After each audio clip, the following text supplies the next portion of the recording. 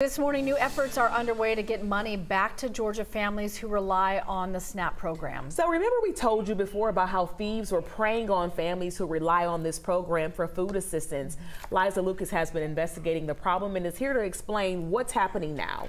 Yeah, some people I've spoken with, they were pretty clear that they were told there was no chance of getting that money back. Now, 11 Alive has learned that's not true.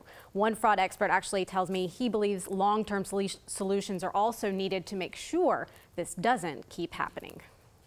It's about these individuals that are going to the grocery store, trying to fill up their food cart so that they can nourish and feed their families. And when they get there and they swipe their EBT card, there's no money. Since last fall, officials have been warning scammers are trying to steal the money that feeds millions across the country, leaving families hungry. SNAP benefits are sent on electronic debit cards each month, and thieves are using identity theft and skimming devices to take advantage of that. One 11 Alive viewer says she went to buy groceries and 20 minutes later noticed her car was wiped clean. The money spent 900 miles away in New York. They have to know that this is a problem that is exploding. Haywood Talgove is the CEO of LexisNexis Risk Solutions Government Group. He's been looking into card skimming and phishing scams and says older technology leaves SNAP families vulnerable. And he believes identity verification and mandatory chip-enabled cards would add protection. The USDA confirmed no states currently use chip cards for the SNAP program. In a statement, a spokesperson says the agency is working with state and federal partners to protect your benefits.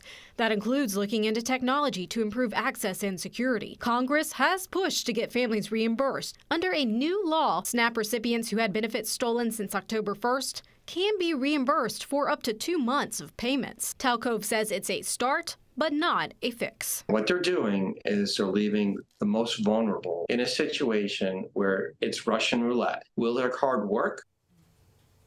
So how can you get those stolen funds back? Well, we learned those details are still in the works. States have until February 23rd to submit their plans to the federal partners. And Georgia's Department of Human Services tells me they are working on that right now. So if you are a victim of fraud, they ask that you submit your info to the Inspector General. And we've got all that and more tips to protect yourself on 11alive.com.